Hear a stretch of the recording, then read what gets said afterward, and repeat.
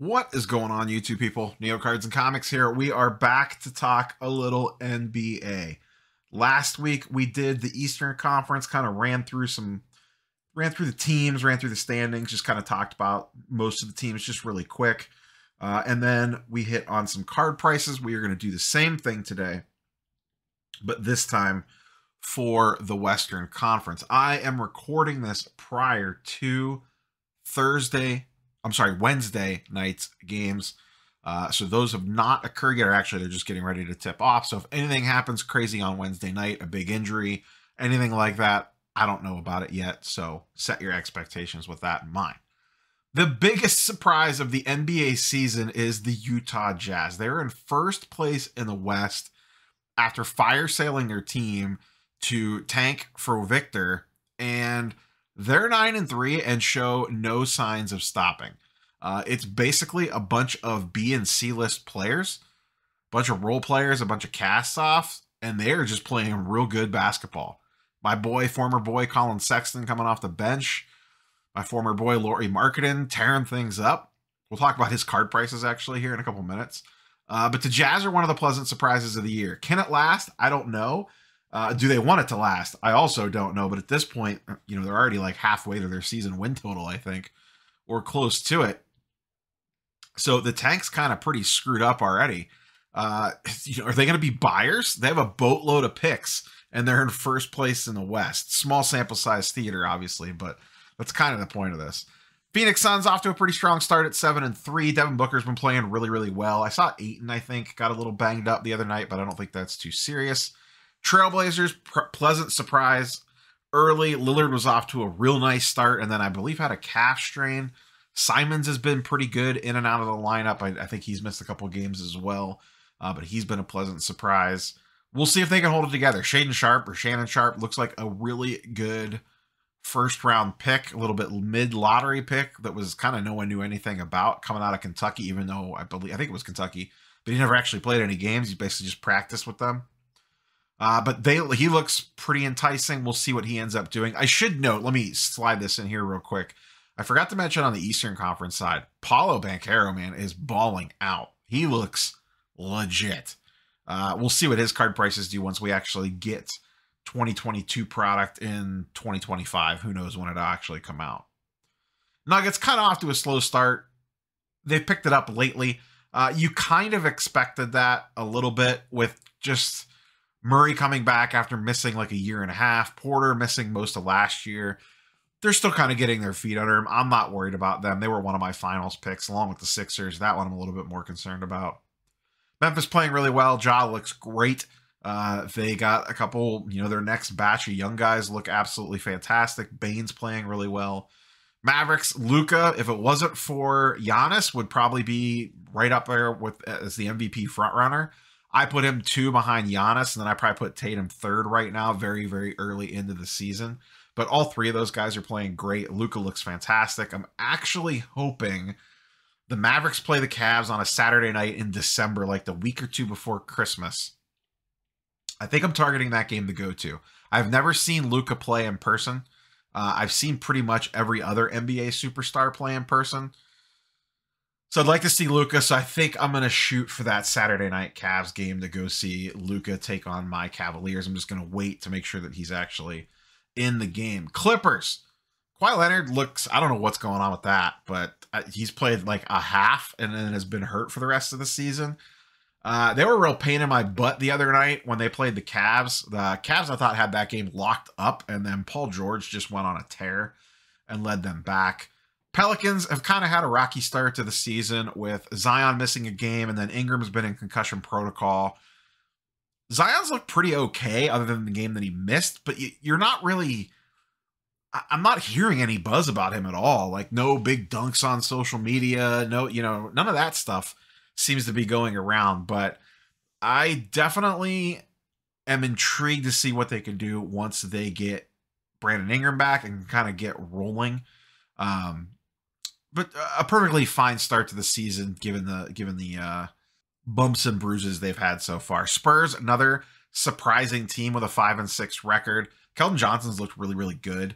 I've always kind of liked him as a little pet project. I don't think he's ever going to be an A or a B on a, championship winning team.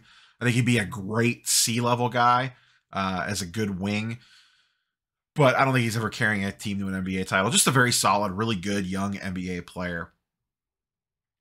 Timberwolves, kind of a mess. Not going to lie. They're still trying to figure things out. I think with the Gobert acquisition, the biggest thing that has hurt, honestly, is Anthony Edwards. He just does not look like the same player this year as he did in the playoffs last year. We'll talk about his card prices in a couple minutes. Oklahoma City's done their SGA playing out of his mind until they shut him down, but he looks fantastic. Warriors, a little bit of a panic meter on that one. The Draymond thing seems to be hanging over them. Klay Thompson's been playing like absolute crap. Jordan Poole's been playing like crap. Steph Curry's obviously been Steph Curry. The young guys don't look maybe as good as everyone thought they were going to be. Very intrigued to see how this plays out. The Cavs play them on Friday night. I'll be locked in for that game. That'll be my first time really watching the Warriors in person, like on a focused level. So see how that plays out. Sacramento Kings, a little feisty. Cavs play them later tonight. That game's already happened. I'll be up late watching that. Oh, the Los Angeles Lakers at 2-8. My favorite storyline of the season is the fact that the Pelicans own the Lakers pick.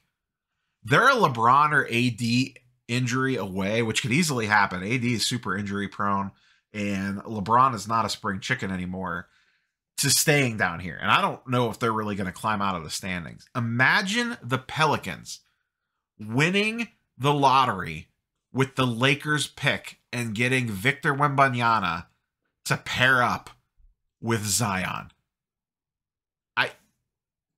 I almost kind of want it to happen just to spite the Lakers, because screw those guys for taking LeBron away from me. I mean, he went willingly.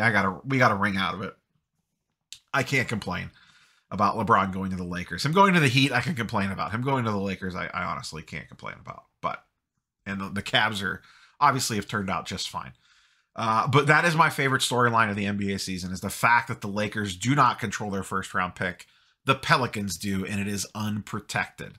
The fact that the Pelicans have a chance at Victor is absolutely hilarious to me.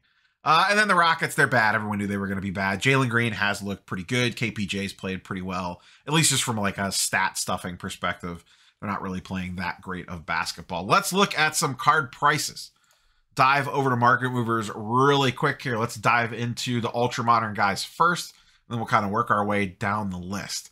I went back to October 1st on these, like I did with the Eastern Conference, just to give us a little run up to the season starting and then the season actually starting. Luka, as we talked about earlier, has been off to a tremendous start. His silver PSA 10 Prism is actually up slightly since the season started. 15% increase. Nice and healthy. Nothing crazy. Not way up. Not way down. Seems like a perfectly reasonable number. Ja Morant, who has also been playing really well, getting some MVP buzz, but I think that's more like 4th or 5th place MVP voting, not top 3. His silver Prism is up $100. That's about 9% since the start of the season. They look really good. Anyone that's watched the channel for a while knows I am a huge Ja fan. He is probably my favorite young player in the league that is not a Cleveland Cavalier. Ant-Man, slow start to the season. Has not looked great at all. I think it has to do with just both those two big guys being down low and kind of clogging up his lanes. I'm sure he'll sort it out. I was initially kind of on Ant, like when he was first coming into the league.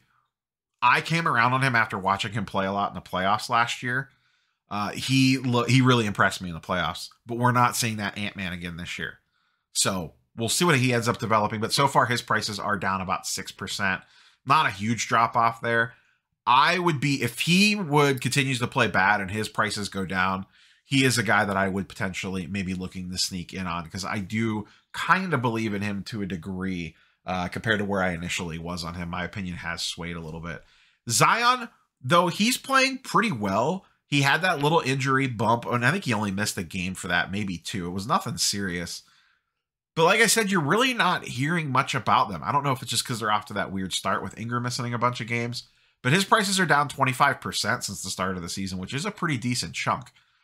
His silver Prism is down to $1,400, while everyone else to this point is kind of trending up. And like I said, he really hasn't been that bad. I don't know if that's people just cashing out at the beginning of the year to try to get out of his stuff in case he ends up getting injured or what. And then the man, the myth, the legend, Laurie Markkinen, his Optic Hollow PSA 10. I had to use the Optic Hollow because there has been no silver sales. And even this one dates back a week. But his Optic Hollow is up 171% from $25 to $65. Just a tremendous story. He was actually pretty decent with the Cavs last year, I thought, considering he was playing out of position. But he looks like a man on the mission this year. He played really well in the World Games or Olympic qualifiers or whatever it was over the summer, and he looks really good to start the year. Let's look at some Prism base for kind of the in-between guys from the early Prism year, Booker, Joker, and Davis. Booker, off to a really strong start. His cards really haven't moved, at least his base Prism. I'm not using silvers here because the pop counts are super low and they sell for astronomical sums of money because the population counts are super low and they don't sell very often. But Booker base PSA 10 Prism only has a pop of 1,800. It's a lot, but it's not like Luka base levels. Going currently for only $225, down just under 3%, so basically flat. But not really going up, not really going down. And like I said, him and the Suns are both playing really, really good. The Joker off to another really strong start. His card prices are up about 35% on his base Prism PSA 10. That's $115. Pop 812 on this one. Not a ton of 2015 Prism out there slabbed. Kind of intriguing that his population is half that of Devin Booker. I don't know if that's just because people weren't sending in. They're both from the 2015 set. Or maybe it's one of those things where it's got a weird print thing on it. You have to look at the PSA 9s too. And then AD, as we talked about earlier, the Lakers are an absolute disaster. He's playing fine, but he's kind of been exposed. Like, he had his time in the sun. He's still a great player, but he has tons of injury concerns, and he just looks disinterested out there most of the time. I was not impressed with the way that he played against the Cavaliers. But his PSA 10 base is at about pop 1,900. It is down 28% since the season started, from 300 all the way down to $200. I remember at one point in time, I think peak pandemic, this was like a $2,000 card or something crazy, because that was during the bubble run for the Lakers, and his stuff got wacky. All card prices got wacky, but that's those guys. And then I kind of wanted to end on LeBron and Curry. Both obviously GOATs, especially LeBron. Both teams really struggling to start the season. Warriors surprising, Lakers not so much in the grand scheme of things. LeBron's base Chrome PSA 10 is down 20% since the season started. It was at 8,500. It's down to 6,700 at the moment. Curry, this is his tops base. I did not go with the Chrome because it gets crazy expensive. Pop 367 on the PSA 10, pop 1,400 on the PSA 9. And I just went with both these to kind of get a better feel for it. The PSA 10 is down almost 20%, and the PSA 9 is down almost 25%. You could see the numbers there, but slow start for him has really cut the card prices down on both those guys. And I think it's a combination effect, honestly.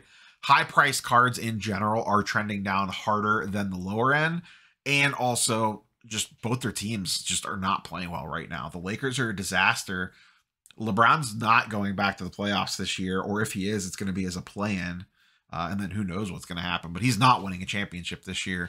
The only thing he has going for him is the scoring title for all time, and that's baked in. Everyone knows he's going to get that as long as he stays healthy, and that is generally a question mark. And I don't see a path for the Lakers to get out of this. You know, they could go get Miles Turner and Buddy Hield or whatever deal that they want to make. That's not going to fix their problems. That's not enough. Team's a mess. I cannot believe Rob Pelinka got an extension after what he's done there. Whole thing's a mess.